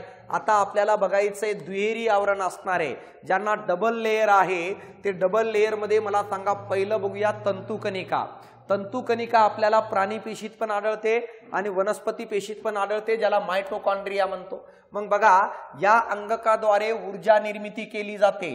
पेशीच्या आतमध्ये जे ऊर्जा निर्माण केलं जातं ते मायटोकॉन्ड्रियामध्ये केलं जातं. ऊर्जा निर्मितीसाठी ज्या प्रक्रिया वापरल्या जातात त्याच्यापैकी क्रेब सायकल आणि इलेक्ट्रॉन ट्रान्सफर चेन रिॲक्शन या दोन पायऱ्या, पेशी शोषणाच्या ऊर्जा तयार करण्याच्या या दोन पायऱ्या पेशीतील मायटोकॉन्ड्रियामध्ये घडून येतं आणि या दोन्ही पायऱ्या दरम्यान या तंतुकणिकेत 36 ATP एवढी ऊर्जा तयार होते मित्रांनो. मग अशा प्रकारे ऊर्जा निर्मिती केली जाते. हे अंगक दुहेरी आवरणाने बनलेली असते. बाहेरील आवरणांना छिद्र असतात तर आतील आवरण घड्यांचे बनलेले आहे. मग बघा बाहेरील आवरणात छिद्र असतं आणि आतील आवरण अशा प्रकारे घड्यांचं बनलेलं आहे. घड्यामुळे आतील पृष्ठभाग वाढतो, त्यामुळे तंतुकणेची कार्यक्षमता वाढते. का गुंडाळलेला रे आतील भाग? कारण पृष्ठभाग वाढवण्यासाठी गुंडाळलेला आहे. आता बघा जर बघितलं तर या तंतुकणिकेच्या आतील भागात आपल्याला रायबोझोम आढळताना दिसतात. या तंतुकणिकेमध्ये त्याचा स्वतःचा DNA आढळताना दिसतो. या तंतुकणिकेमध्ये जर बघितलं मित्रांनो माहित आहे का फॉस्फेटचे कण आढळताना दिसतात. मग अशा प्रकारे तंतुकणिकेच्या आतील पृष्ठभागावर रायबोझोम, फॉस्फेटचे कण आणि DNAचे रेणू आढळताना दिसतात. म्हणजे याचा अर्थ या पेशीच्या अंगकाचा स्वतःचा जनुकीय साठा, स्वतःचं DNA स्वतःकडे असतो. मग आयोगाने जर तुम्हाला प्रश्न विचारला पेशीच्या आतमध्ये DNA कुठं कुठं असतं, एक लक्षात ठेवा केंद्रकात असतं आणि दुसरं लक्षात ठेवा तंतुकणिकेमध्ये असतं. पण दोन्ही DNA मध्ये फरक आहे मित्रांनो. दोन्ही DNA मध्ये फरक आहे. काय फरक आहे? तंतुकणिकेतल्या DNA ला mtDNA म्हणतात रे. बघा तंतुकणिका जी आहे या तंतुकणिकेतील DNA ला mtDNA म्हणतात मायटोकॉन्ड्रियल, आणि केंद्रकातील DNA ला लिनियर DNA म्हणून ओळखलं जातं. हे आपल्याला कळणं गरजेचं आहे. केंद्रकातील DNA डबल हेलिक्स असता तर तंतुकणिकेतला DNA हा सर्क्युलर असतो, वर्तुळाकार असतं. मग आयोगाने जर विचारलं मायटोकॉन्ड्रियल DNAचा आकार कसा, तर वर्तुळाकार, आणि केंद्रकातील DNAचा आकार लिनियर डबल हेलिक्स असतं. मायटोकॉन्ड्रियात DNAचं प्रमाण एकूण DNAचे 0.1% असतं, तर केंद्रकात 99.99% DNA प्रेझेंट असतो मित्रांनो. तर अशा प्रकारे बघा हे अंगक स्वतःची प्रतिकृती निर्माण करतात का? कारण स्वतःचा DNA स्वतःकडे आहे. तंतुकणिकेमध्ये स्वतःचे प्रथिने तयार करण्याची क्षमता असते का? कारण स्वतःचा DNA स्वतःकडे आहे, ज्याच्यात सगळं लिहिले काय काय करायचंय. हा इंगक विकरांच्या साहाय्याने पेशीतील कर्बोदकाचं, मेदाचं ऑक्सिडीकरण करतं, म्हणजे त्याला तोडण्याचं काम करतं, आणि ऑक्सिडीकरणाच्या वेळेस ऊर्जा ATPच्या स्वरूपात बाहेर पडते, ज्याला ॲडेनोसिन ट्रायफॉस्फेट म्हणतात. किती ATP बाहेर पडते रे? 36 ATP बाहेर पडते. हे लक्षात ठेवा. प्राणी पेशी तंतुकणिकेची संख्या वनस्पती पेशी तंतुकणिकेच्या संख्येपेक्षा जास्त असते का? कारण प्राणी पेशीला ऊर्जेची जास्त गरज आहे. म्हणून मला सांगा तंतुकणिकेची संख्या प्राणी पेशीमध्ये जास्त प्रमाणात उपलब्ध असतं. RBC मध्ये मायटोकॉन्ड्रिया नसतात मित्रांनो. तसेच मला सांगा जर बघितलं तंतुकणिका ही लाल रक्तपेशीत नसतं. मला सांगा शुक्राणूमध्ये नसते, स्पर्म मध्ये किंवा एग मध्ये पण मला सांगा मायटोकॉन्ड्रिया आढळताना दिसत नाही. आता बघा शेवटचं बघा दुहेरी आवरण असणारा लवके आहे. हे केवळ वनस्पती पेशीतच आढळतं मित्रांनो. आकाराने सर्वात मोठा असणारा अंगक आहे. सर्वात मोठा अंगक आहे आणि जर बघितलं फक्त वनस्पती पेशीत असतं, द्विपटलयुक्त आवरण आहे, दुहेरी आवरण आहे मित्रांनो, माहित आहे का ह्याच्यामध्ये पण स्वतःचा डीएनए स्वतःकडे असतं, ह्याच्यामध्ये पण मला सांगा स्वतःचा डीएनए स्वतःकडे असतं, स्वतःचं रायबोझोम स्वतःकडे असतं, हे आपल्याला कळणं गरजेचं आहे। म्हणून मला सांगा बघा या अंगकामध्ये रायबोझोम, डीएनए, आरएनए हे सगळे रेणू स्वतःचे आढळतात, म्हणून मला सांगा हे पण स्वतःची प्रतिकृती निर्माण करू शकतात। कोण रे? लवके। लवकांची एक खासियत आहे मित्रांनो, हे लवके पेशीच्या आतमध्ये हरितद्रव्य तयार करतात ज्याला क्लोरोफिल म्हणतो रे आपण। आणि मला सांगा या कारणामुळं ज्या पेशीच्या आतमध्ये प्लास्टिड प्रेझेंट आहे त्याच पेशीत हरितद्रव्य तयार होतात आणि तेच पेशी मला सांगा प्रकाश संश्लेषण करते, यानी स्वतःचं अन्न स्वतः तयार करते। मग बघा हे लवके दोन प्रकारचे असतात रे, एक असतात वर्ण लवके यानी वेगवेगळे रंग प्राप्त करून देणारे, जसं कॅरोटीन या रंगद्रव्यामुळे भगवा रंग प्राप्त होतो जो या ठिकाणी तयार होत असतो। यानंतर झॅन्थोफिलमुळे पिवळा रंग प्राप्त होतो, हे पण एक प्रकारचं काय रे? क्लोरोप्लास्ट आहे। हरित लवके वर्ण लवकांचा प्रकार आहे क्लोरोफिल, ज्यामुळे हिरवा रंग प्राप्त होतो आणि हरित लवके इतर प्रकारच्या वर्ण लवकामध्ये रूपांतरित होतात। उदाहरणार्थ मला सांगा कधी कधी हरित लवके वेगवेगळ्या रंगद्रव्यात रूपांतर होतात, जसं हिरव्या कच्चे टोमॅटोचं पिकल्यानंतर लाल होतात म्हणजे रूपांतर होतात। सौर ऊर्जेचे रासायनिक ऊर्जेत रूपांतर करण्याचे काम हरित लवके करतात। सौर ऊर्जेचे रासायनिक ऊर्जेत करणे यालाच काय म्हणतो रे? प्रकाश संश्लेषण करणे। प्रकाश संश्लेषण करणे यालाच अन्न तयार करणे, हे कोण करतं? हरित लवके करतात मित्रांनो प्रकाश संश्लेषण, हे आपल्याला कळणं गरजेचं आहे। आणि यानंतर बघा अवर्ण लवके ज्याला लिकोप्लास्ट म्हणतो, हे पांढरे किंवा रंगहीन असतात मित्रांनो आणि हे अन्न साठवण्याचं कार्य करत असतात। काय करतात रे? हे अन्न साठवण्याचं कार्य करतात। कोण रे? लिकोप्लास्ट। प्रथिने साठवतात, मेद साठवतात, कळलं का? या सगळ्यांचं मला सांगा हे आपण डेटाबेस या ठिकाणी बघितलेलं आहे। बघा आता आपण बघूया केंद्रक काय असणार आहे, न्यूक्लियस काय असणार आहे ते आपण डेटाबेस पाहणार आहे। बघा जर बघितलं तर पेशीच्या सेंटरला एक केंद्रक असतो, कळलं का? त्याला आपण काय म्हणत असतो? इंग्रजीतून न्यूक्लियस म्हणतो। बघा जर बघितलं तर पेशीतील सर्वात मोठे गोलाकार अंगक असून एक प्रकारे त्याला अंगक पण म्हणू शकतो। पेशीच्या मध्यभागी असणारा हा भाग आहे, पेशीच्या सर्व क्रियांवर नियंत्रण ठेवतो, हा मुख्य कार्यकर्ता आहे। जसं उदाहरणामध्ये एखाद्या कंपनीमधला जो हेड असतो ना, तसं आपल्या पेशीचा हेड जर कोण असेल तर कोण असणार आहे? न्यूक्लियस असणार आहे। जसं आपला हेड आपला मेंदू आहे त्या प्रकारे पेशीच्या सर्व क्रियावर नियंत्रण ठेवतं, पेशी विभाजनामध्ये मुख्य भूमिका निभावतो। म्हणजे याचा अर्थ बघा जोपर्यंत एखाद्या पेशीतला केंद्रक विभाजन होऊन त्याचे दोन केंद्रक तयार होत नाही तोपर्यंत त्या पेशीचे विभाजन होत नाही, म्हणून पहिल्यांदा केंद्रकाचं विभाजन घडतं। म्हणजे याचा अर्थ पेशी विभाजनामध्ये हा अतिशय महत्त्वाची भूमिका निभावतो। पेशीचे कार्य केंद्रक निश्चित करत असतो, म्हणजे पेशीने नेमकं काय कार्य करायला पाहिजे, कसं कार्य करायला पाहिजे, या सगळ्या गोष्टी जर कोण डिसाईड करत असेल तर मित्रांनो माहित आहे का? न्यूक्लियस डिवाइड करत असतो। आता त्याच्याबद्दल जर बघितलं केंद्रकाला द्विपदरी यानी काय दोन लेयरचं आवरण असते, कळलं का? आणि त्या केंद्रकाच्या आवरणाला आपण जर काय म्हणत असेल तर आपण म्हणत असतो केंद्रक पटल, किंवा त्याला काय म्हणत असतो रे मित्रांनो माहित आहे का? न्यूक्लियर मेम्ब्रेन म्हणून ओळखलं जातं। केंद्रक पटलाचा छिद्र असतात ज्यामुळे केंद्रक द्रव्यातून पेशी द्रव्यात पदार्थांचे वहन होते। म्हणजे याचा अर्थ अशा प्रकारे ही सेल आहे तर या सेल मधून असणाऱ्या या केंद्रकाला असे छिद्र असतात। या कारणामुळे बाहेरच्या पेशी द्रव्यातील सायटोप्लाझ्मामधील द्रव पदार्थ यानी पदार्थ केंद्रकात जातात आणि केंद्रकातील पदार्थ मला सांगा बाहेर पण येऊ शकतात, हे या ठिकाणी सांगितलेलं आहे। केंद्रकाभोवत गोलाकार केंद्रकी न्यूक्लियस व रंगसूत्रांचे जाळे असतात। म्हणजे याचा अर्थ रंगसूत्र म्हणजे त्याला क्रोमॅटिन म्हणत असतो, ज्याच्यापासून पुढे चालून मित्रांनो माहित आहे का आपले गुणसूत्र तयार होतात, हे या ठिकाणी सांगितलेलं आहे। रंगसूत्री ही पातळ दोऱ्यासारखी असून ती डीएनए यानी डीऑक्झिरायबोन्यूक्लिक आम्ल आणि प्रथिनायुक्त असतात।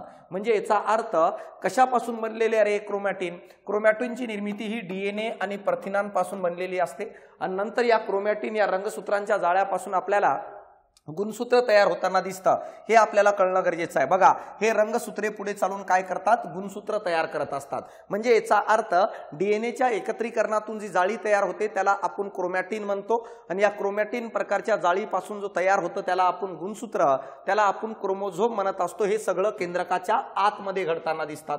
केंद्रकाचं कार्य काय काय आहे तर मला सांगा, पेशीच्या सर्व क्रियावर नियंत्रण ठेवणे मित्रांनो, जे मेटाबॉलिझमची क्रिया आहे त्या पेशीतील केंद्रक काढून घेतले तर पेशी मृत पावत असते मित्रांनो। म्हणजे याचा अर्थ केंद्रकावरच सगळं पेशी डिपेंड आहे। पेशी विभाजन करतं केंद्रक, त्यावर नियंत्रण ठेवतं।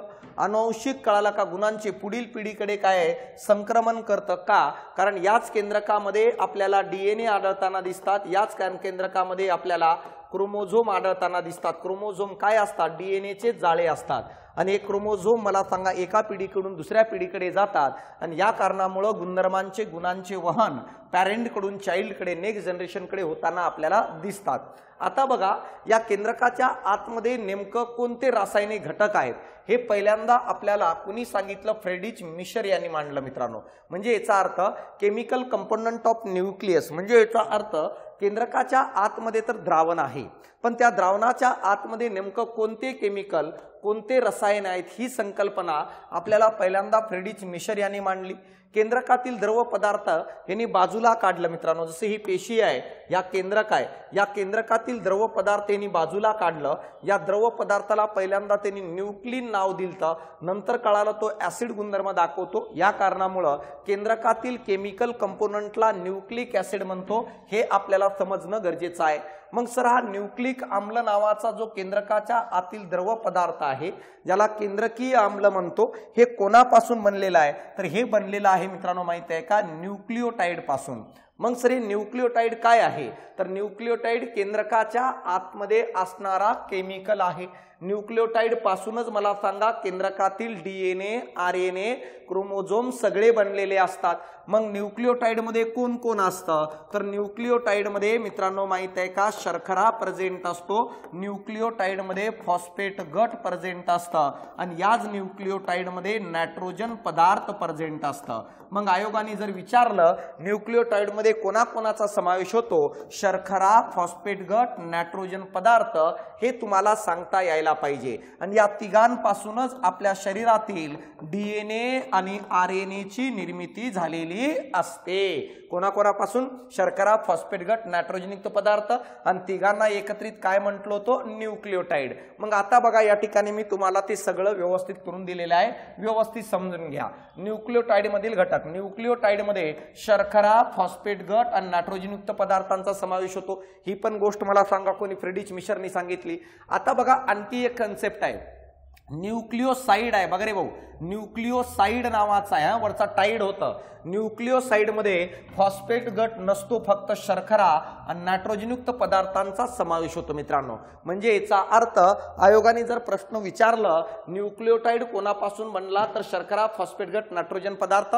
न्यूक्लियोसाइड जर म्हटलं शर्करा आणि नायट्रोजनयुक्त पदार्थ, आणि कोणता घटक नसतो म्हटलं तर न्यूक्लियोसाइड मध्ये फॉस्फेट गट नसतो, फॉस्फरिक ऍसिड नसतो मित्रांनो। शर्करा कोणता असतो, 5 कार्बनचा बनलेला हा शर्करा असतो मित्रांनो। काला का शुगर असतं, ज्याला डीऑक्झीरायबोज किंवा रायबोज म्हणून ओळखलं जातं। तर डीऑक्झीरायबोज नावाचा एक शर्करा आहे, किंवा नुसतं रायबोज नावाचा शर्करा आहे। रायबोज नावाचा शर्करा आरएनएत प्रेझेंट असतो, तर डीऑक्झीरायबोज नावाचा शर्करा डीएनएच्या निर्मितीत भाग घेत असतो। यानंतर फॉस्फेट गट, हे फॉस्फरिक आम्ल असतात, फॉस्फरिक ऍसिड पासून बनलेले आहे। यामध्ये 3 OH गट जोडलेले असतात, जे धाग्यांच्या निर्मितीत भाग घेतात। शर्करा आणि फॉस्फेट गट हे दोघेही डीएनएचे धागे तयार करतात, हे कळणं गरजेचं आहे, ज्याला बॅकबोन म्हणत असतो आपण डीएनएचा। नायट्रोजनयुक्त पदार्थ बघा, एकूण 5 प्रकारचे नायट्रोजनयुक्त पदार्थ आपल्याला या केंद्रकाच्या आतमध्ये आढळताना दिसतात न्यूक्लियोटाइड मध्ये। एक आहे थायमिन, दुसरा आहे अडेनाइन, तिसरा आहे सायटोसाइन, चौथा आहे ग्वानिन, आणि 5वा आहे युरॅसिल। तर मला सांगा, थायमिन, अडेनाइन, सायटोसाइन, ग्वानिन, काला का, आणि यानंतर युरॅसिल आहे। या बघा, या नायट्रोजनयुक्त पदार्थांची क्लोरेल आयोग विचारतं खालीलपैकी कोणते नायट्रोजनयुक्त पदार्थ केंद्रकात असतात तर 5 प्रकारचे, अडेनाइन, ग्वानिन, सायटोसाइन, थायमिन आणि युरॅसिल। या 5 प्रकारच्या नायट्रोजनयुक्त पदार्थांचं वर्गीकरण 2 गटामध्ये करण्यात आलेलं आहे। पहिला गट आहे त्याला प्युरिनचा गट म्हणतात. आयोगाने विचारलं प्युरिनमध्ये कोण कोण येतात, तर एक येतं ॲडेनाईन, दुसरं येतं ग्वानिन. आयोगाने जर विचारलं पिरिमिडीनमध्ये कोणते नायट्रोजनयुक्त पदार्थ येतात, थायमिन, सायटोसाइन आणि युरॅसिल येतात. तर अशा प्रकारे मला सांगा नायट्रोजनयुक्त पदार्थ 5 प्रकारचे 2 गट, प्युरिनमध्ये ॲडेनाईन, ग्वानिन, पिरिमिडीनमध्ये सायटोसाइन, थायमिन आणि युरॅसिल. हे सगळी घटक मला सांगा कुणी सांगितलं? फ्रेडरिच मिशर यांनी. आता बघा डीएनएच्या बाबतीत मी या ठिकाणी तुम्हाला सांगतो. डीएनएची संरचना सर्वात पहिल्यांदा कुणी सांगितली, तर मित्रांनो माहित आहे का, वॉटसन व क्रिक या 2 शास्त्रज्ञांनी सांगितली. काय म्हटले रे, तर यांनी काय सांगितलं बघा. ह्यांनी जेव्हा मित्रांनो वॉटसन आणि क्रिक यांनी डीएनएच्या बाबतीत बघितलं तेव्हा त्यांना काय आढळलं समजून घ्या. हा केंद्रक आहे, केंद्रकात जेव्हा हे दोघं गेले तेव्हा मित्रांनो माहित आहे का, सेल जी आहे ही विभाजन करत होती आणि सेल डिव्हिजन करत होती. आणि जेव्हा हे केंद्रकात गेले तेव्हा केंद्रकात त्यांना अशा प्रकारची एक संरचना आढळली. आणि जेव्हा त्यांनी बाहेर झूम करून बघितलं तर ती संरचना अशी दिसत होती. आणि मित्रांनो माहित आहे का, याला त्यांनी नाव दिलं गुणसूत्र, यालाच काय आहे क्रोमोझोम नाव दिलं. जेव्हा या संरचनेच्या आतमध्ये ते बघितलं तेव्हा त्यांना कळालं की याच्या आतमध्ये वर्तुळाकार काही छोटे छोटे घटक प्रेझेंट आहेत. तेव्हा त्यांनी त्या वर्तुळाकार घटकाला बाजूला काढलं तेव्हा गोलाकार सर्कल निघाले आणि त्याला नाव दिलं न्यूक्लिओझोम. आणि असं सांगितलं की हे जे न्यूक्लिओझोम आहेत ना, या न्यूक्लिओझोम पासूनच मला सांगा गुणसूत्र तयार झाले. पण जेव्हा न्यूक्लिओझोमला झूम केलं तेव्हा कळालं या न्यूक्लिओझोमच्या आतमध्ये पण वर्तुळाकार छोटे छोटे घटक असतात. आणि या वर्तुळाकार घटकाला न्यूक्लिओझोम मधून बाहेर काढलं तेव्हा मित्रांनो माहित आहे का, त्याला नाव दिलं हिस्टोन प्रोटीन. आणि या हिस्टोन प्रोटीनच्या आतमध्ये जर त्यांना काय दिसलं तर डीएनए दिसलं, जो डबल हेलिक्स होता मित्रांनो. तर अशा प्रकारे बघा डीएनएच्या जाळीपासून हिस्टोन प्रोटीन तयार होतं, हिस्टोन प्रोटीनच्या जाळीपासून न्यूक्लिओझोम तयार होतं आणि न्यूक्लिओझोम पासून गुणसूत्र तयार होतं मित्रांनो. म्हणजे याचा अर्थ जर बघितलं तर हिस्टोन प्रोटीन मध्ये पण काय असतात, डीएनए असतात, न्यूक्लिओझोम मध्ये पण डीएनएची जाळी असते आणि गुणसूत्रामध्ये पण सगळीकडे डीएनए असतात. हे आपल्याला कळणं गरजेचं आहे. आता बघा तर हे गुणसूत्र डीएनए कसं तयार होतो, तर डीएनए तयार जर कसं होत असेल या प्रश्नाचं उत्तर मी तुम्हाला या ठिकाणी देण्याचा प्रयत्न करतो. डीएनए तयार होत असताना सर्वात पहिल्यांदा धागे तयार होतात रे. काय तयार होतात? धागे तयार होतात. अशा प्रकारे मला सांगा डीएनएचे 2 धागे तयार होतात सुरुवातीला. या धाग्यांच्या निर्मितीमध्ये एक तर शर्करा भाग घेत असतो आणि दुसरं मित्रांनो माहित आहे का, फॉस्फेट गट भाग घेत असतं. हे आपल्याला कळणं गरजेचं आहे. तर शर्करा आणि फॉस्फेट गट हे धाग्यांच्या निर्मितीमध्ये भाग घेत असतात. यानंतर हे 2 धागे अशा प्रकारे डबल हेलिक्स मध्ये येतात. मग या 2 धाग्यांना एकमेकांना बांधण्याचं कार्य या 2 धाग्यांच्या मध्यंतरी मित्रांनो एक बॉन्ड असतो, जे दोन्ही धाग्यांना एकत्रित ठेवतं, त्याला हायड्रोजन बॉन्ड म्हणतात. मग आयोगाने जर विचारलं डीएनएचे 2 धागे एकत्र कोणत्या बंधाने असतात, तर हायड्रोजन बंधाने. हायड्रोजन बॉन्डच्या दोन्ही टोकाला नायट्रोजनयुक्त पदार्थ असतात. जर या बाजूला ॲडेनाईन असेल तर दुसऱ्या बाजूला थायमिन असतं, या बाजूला ग्वानिन असेल तर दुसऱ्या बाजूला सायटोसाइन असतं. आणि जेव्हा मला सांगा या डीएनए मध्ये हायड्रोजन बॉन्डच्या दोन्ही टोकाला जे नायट्रोजनयुक्त पदार्थ असतात, जसं या ठिकाणी ॲडेनाईन आणि थायमिन आहे, या दोघांनाच आपण नायट्रोजनयुक्त पदार्थाच्या जोड्या किंवा यांनाच आपण बेस पेअर म्हणून ओळखलं जातं. हे आपल्याला समजणं गरजेचं आहे. तर इथं मला सांगा ॲडेनाईनची जोडी डीएनए मध्ये थायमिन सोबत होते, ग्वानिनची जोडी डीएनए मध्ये कोणासोबत रे, सायटोसाइन सोबत होते. मग आयोगाने विचारलं ॲडेनाईनची जोडी कोणासोबत, थायमिन, ग्वानिनची जोडी कोणासोबत, तर सायटोसाइन सोबत होते. युरॅसिल हा डीएनएच्या निर्मितीत भाग घेत नाही, युरॅसिलची जोडी कोणासोबतही होत नाही मित्रांनो. जर बघितलं तर अशा प्रकारे मला सांगा हे पहिल्यांदा धागे तयार होतात. कसे तयार होतात बघा मी सांगतो. डीएनए सजीवामध्ये अनुवांशिक गुणधर्म, बघा रे या ठिकाणी मी तुम्हाला सांगू इच्छितो काय डेटाबेस आहे. डीएनए अनुवांशिक गुणधर्म माहितीचं साठवणूक वहन करतं. 2 धाग्यापासून डीएनए बनलेला असतो, ज्याचा व्यास 2 नॅनोमीटर, लांबी 2.2 मीटर. म्हणजे विचार करा डीएनए 2.2 मीटर लांबीचा आहे. किती गुंडाळून बसला असेल. साध्या डोळ्याने आपल्याला पेशी दिसत नाही, त्या पेशीत गुणसूत्र किती लहान असेल, त्याच्यात न्यूक्लिओझोम किती लहान असेल, त्याच्यात हिस्टोन प्रोटीन किती लहान असेल, आणि त्याच्यामध्ये हा 2.2 मीटर लांबीचा धागा गुंडाळून बसलेला आहे. त्याला उलगडण्याचा प्रयत्न मानव करतो। विचार करा मानव किती हुशार आहे। यानंतर बघा हे दोन्ही डीएनएच्या धाग्यामध्ये शर्करा आणि फॉस्फेट गट, हे बघा मध्यंतरी नायट्रोजनयुक्त पदार्थाची जोडी, अडेनाइनची जोडी थायमिनशी, ग्वानिनची जोडी नेहमी सायटोसाइनशी, युरॅसिल तुम्हाला कुठेही आढळताना दिसत नाही। या जोड्यालाच बेस पेअर म्हणतात। बघा हा पाठीमागचा जो धागा आहे शुगर फॉस्फेटचा बॅकबोन आहे। मग विचारतं कोणाचं कार्य काय आहे हे कळणं गरजेचं। रचना बघा 1953 ला वॉटसन आणि फ्रिनक्रिक यांनी काय रे संरचना मांडली, डबल हेलिक्स सांगितलं। काय सांगितलं याने? दोन लांब धागे द्विसर्पिलाकार डबल सर्पिलाकार कळला का रे डबल हेलिक्स रचना तयार करतात, ते लांब सीडी प्रमाणे दिसतात, हे पहिल्यांदा सांगितलं। धाग्याची रचना, प्रत्येक धागा न्यूक्लियोटाइडच्या लहान रेणूंनी बनलेला असतं।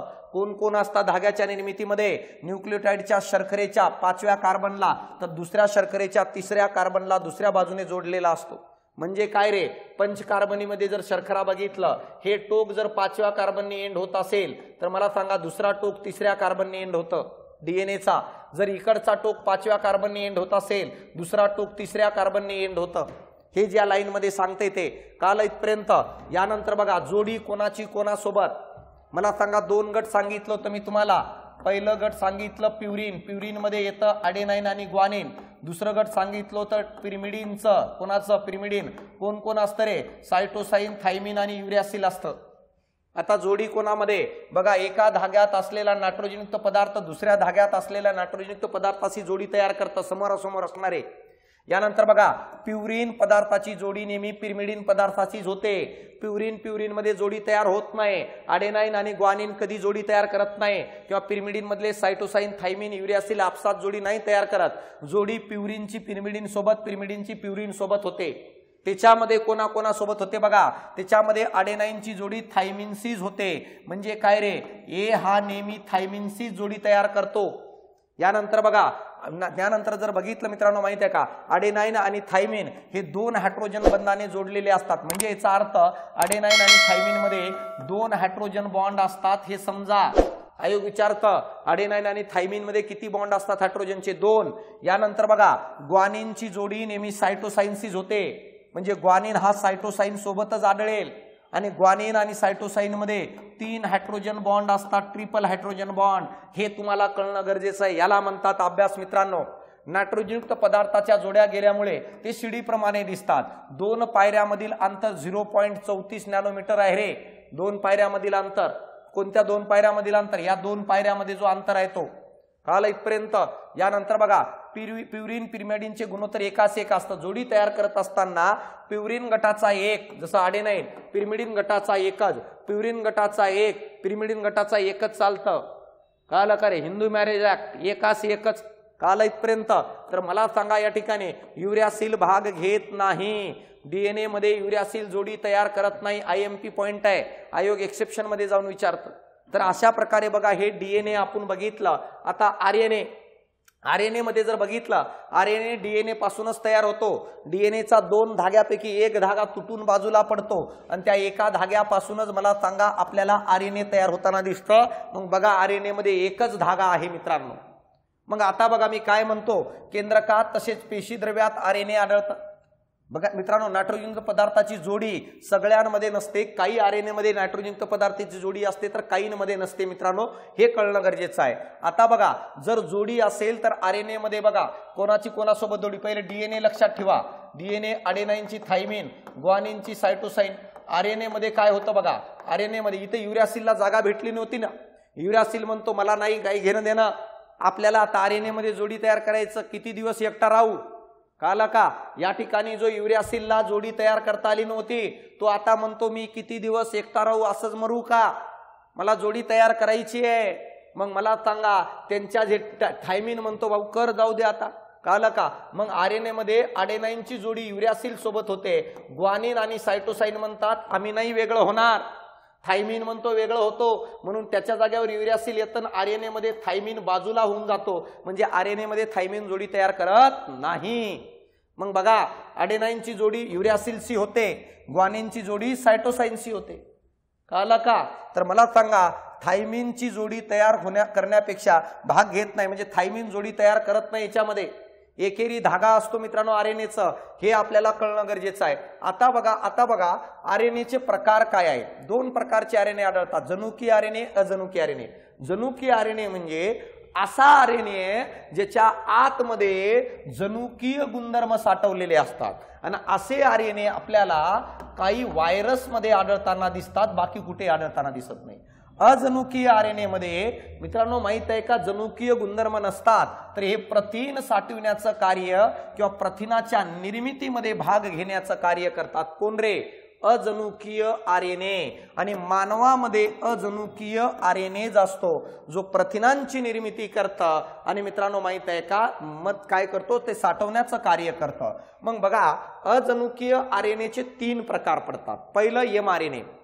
आता बघा हे कसं कार्य करतात, इकडे लक्ष द्या। मला सांगा हा केंद्रक आहे आणि केंद्रकाच्या आतमध्ये डीएनए आहे।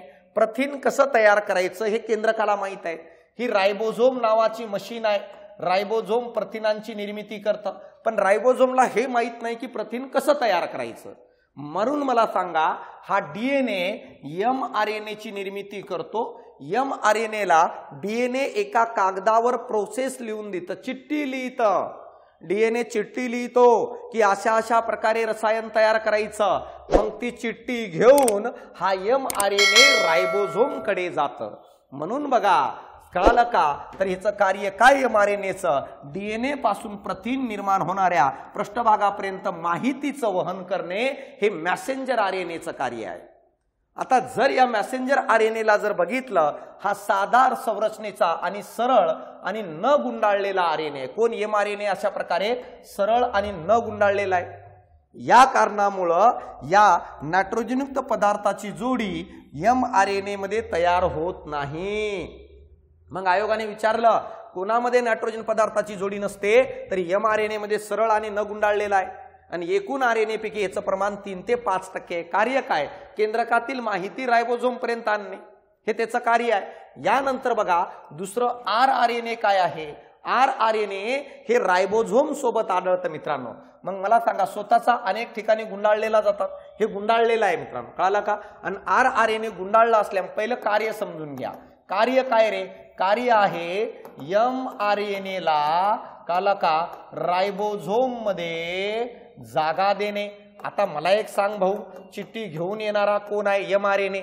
एमआरएनए म्हणजे मध्यस्थी आहे, जो चिठ्ठीची देवाणघेवाण करून राहिलं, त्याला खुश ठेवलं तर सगळं चांगलं आहे, नाहीतर तो चिठ्ठी घरच्यांच्या हातात देऊन येतं। म्हणून बघा या ठिकाणी रायबोझोमनी आरआरएनए ची निर्मिती करायला सांगितलं। आरआरएनएला सांगितलं तू एकच काम आहे, एमआरएनए जसं आपल्या घरी येईल त्याला जागा उपलब्ध करून दे, त्याला खुर्ची नेऊन दे, त्याला बसायला दे, त्याला चहा कर, त्याला पाणी दे। म्हणून बघा आरआरएनए एमआरएनएला रायबोझोम मध्ये जागा देतं, तेव्हा कुठंतरी रायबोझोम एमआरएनएच्या खिशातली चिठ्ठी काढून वाचतंय आणि बघतंय कसं तयार करायचं। म्हणून बघा, आणि हा आरआरएनए हा अशा प्रकारे गुंडाळलेला आहे, आणि जिथं जिथं तो गुंडाळले तिथं नायट्रोजन पदार्थाची जोडी तयार होते मित्रांनो। म्हणून बघा ज्या ठिकाणी गुंडाळलं जातं तिथं नायट्रोजनयुक्त पदार्थाची जोडी तयार करता हा, म्हणजे आरआरएनए मध्ये रायबोझोमल आरएनए मध्ये नायट्रोजन पदार्थाची जोडी आढळते। एकूण आरएनए मध्ये ह्याचं प्रमाण 80% आहे, कळालं का। आणि यानंतर बघा प्रथिनांची निर्मिती करण्यात हे मदत करतं। एमआरएनए साठी हायड्रोजन बंध तयार करतात, त्या ठिकाणी बस भावा म्हणून खुर्ची आणून देण्याचं काम करतात। आणि टीआरएनए हा तिसरा प्रकार आहे। ह्याची निर्मिती का केली गेली? कारण रायबोझोमने आता चिठ्ठी वाचली आणि तेव्हा कळालं की रायबोझोमला प्रथिन तयार करण्यासाठी अमिनो ऍसिडची गरज आहे। कोणकोणत्या अमिनो ऍसिडची गरज आहे सगळं चिठ्ठीत लिहिलेलं होतं। मग ते अमिनो ऍसिड पेशी द्रव्यात प्रेझेंट असतं, मग या पेशी द्रव्यातून तो अमिनो ऍसिड म्हणजे कच्चा माल मला सांगा घेऊन येण्यासाठी टीआरएनए ची निर्मिती केली गेली। काल इथपर्यंत मग याला एसआरएनए पण म्हणतात। हे सर्वात लहान आरएनए आहे, प्रमाण 10 ते 20% असतात। याद्वारे आवश्यक अमिनो आम्लाची व्यवस्थित मांडणी केली जाते आणि रायबोझोमला नेऊन दिली जाते। प्रथिन तयार करताना रायबोज यांना न्यूक्लियोटाइड पुरवणे हे पण याचं कार्य आहे, अमिनो आम्ल पुरवणे हे कार्य आहे। नायट्रोजन पदार्थाची जोडी ह्याच्यामध्ये पण तयार होते, कारण हा पण अशा प्रकारे गुंडाळलेल्या अवस्थेत असतो मित्रांनो। मग प्रथिन तयार करण्यासाठी जो काही कच्चा माल लागतो तो टीआरएनए पुरवतो. साधं उदाहरण देऊन सांगतो. चहा बनवण्याची प्रक्रिया आहे, रायबोझोम चहा बनवणार आहे. चहा कसं बनवायचं हे डीएनएला माहित आहे. डीएनएने एका चिठ्ठीवर लिहून पाठवलं, पहिले पाणी टाक, दूध टाक, साखर टाक, चहा पावडर टाक, नंतर गॅस चालू कर. हे सगळी माहिती घेऊन एमआरएनए आला. कोणाकडे आला रे एमआरएनए? तर रायबोझोमकडे आला. रायबोझोमनी सांगितलं या आरआरएनएला ती सगळी माहिती घेऊन येऊ राहिलं, त्याला जागा दे. आरआरएनए खुर्चीवर बसवलं त्याला एमआरएनएला. रायबोझोम हातात चिठ्ठी घेतलं, कळालं साखर लागणार आहे, पाणी लागणार आहे, दूध लागणार आहे, चहा पावडर लागणार आहे. पण रायबोझोमकडे ते काहीच नसतं. म्हणून रायबोझोम मला सांगा टीआरएनएला दुकानावर पाठवतो. दुकान कुठं आहे? पेशी द्रव्यात आहे. मग टीआरएनए जातो दुकानावर, तिथून कच्चा माल सगळं घेऊन येतो आणि नंतर रायबोझोम चहा बनवतं आणि प्रथिन तयार होतं. तर अशा प्रकारे मला सांगा हे 3 प्रकारचे आरएनए. प्रथिन संश्लेषण कसं होतं बघा. सर्वात पहिलं डीएनए पासून काय रे आरएनए तयार होतं. कोणता? एमआरएनए. एमआरएनए त्याची माहिती प्रतिलेखन करतं. मग एमआरएनए मला सांगा रायबोझोम पर्यंत जातं. रायबोझोम पर्यंत रायबोझोम ती माहिती वाचतं. वाचल्यानंतर मला सांगा टीआरएनएला कच्चा माल आणण्यास सांगतं. नंतर माल आल्यानंतर तो काय करतो रे? वाचतो आणि प्रथिनांची निर्मिती करतो. तर अशा प्रकारे मला सांगा ही पूर्ण प्रक्रिया आहे. अपेक्षा करतो की तुम्हाला समजलं असेल. मित्रांनो, ऑनलाईन बॅचला देत असलेल्या प्रतिसादाबद्दल पहिल्यांदा सगळ्यांचं धन्यवाद. जवळपास पाठीमागील 20 दिवसामध्ये जवळपास 2500 ॲडमिशन झालेत आपल्या ऑनलाईनचे. जर तुम्हाला या प्लॅटफॉर्मचा जर आनंद घ्यायचा असेल, विज्ञान हसत हसत खेळत खेळत शिकायचं असेल, विज्ञान एकदम पाण्यासारखं करायचं असेल, तर आवर्जून बाकीचे डेमो लेक्चर पण बघा. आणि आपलं काय म्हणतो आपण ऑनलाईन प्लॅटफॉर्मसाठी प्ले स्टोरवरून ॲप्लिकेशन डाउनलोड करा. सायन्स बाय अशोक पवार हे लोगो असणारा ॲप्लिकेशन डाउनलोड करा. कारण आपले 2 ॲप्लिकेशन आहेत. नवीन सर्व बॅचेस ह्याच्यावर आहेत. 1 डे रिव्हिजन बॅच 249 रुपये दिलेली आहे, जिथे सर्व सिलेबस कव्हर केलेला आहे. मित्रांनो, काही अडचण असेल तर या नंबरवर कॉल करा. यूट्यूब चॅनलला सबस्क्राईब करा जर असाच कंटेंट तुम्हाला पुन्हा एकदा नवीन पॅटर्नचा पाहायचा असेल तर. आणि टेलिग्राम चॅनलला या सर्व प्रकारच्या नोट्स जे आहेत टेलिग्राम चॅनलला मी शेअर करणार आहे. कोणत्या टेलिग्राम चॅनलला? Science by Ashok Pawar. तर आवर्जून सायन्स बाय अशोक पवार हा टेलिग्राम चॅनल तुम्ही जॉईन करू शकता. म्हणजे त्या टेलिग्राम चॅनलला तुम्हाला नवीन कंटेंट भेटेल मित्रांनो. तर चालतं मित्रांनो, या ठिकाणी थांबतो मी. भेटू आपण पुढच्या यूट्यूब सेशनला याच डेडिकेशनने, याच अप्रोचने. धन्यवाद.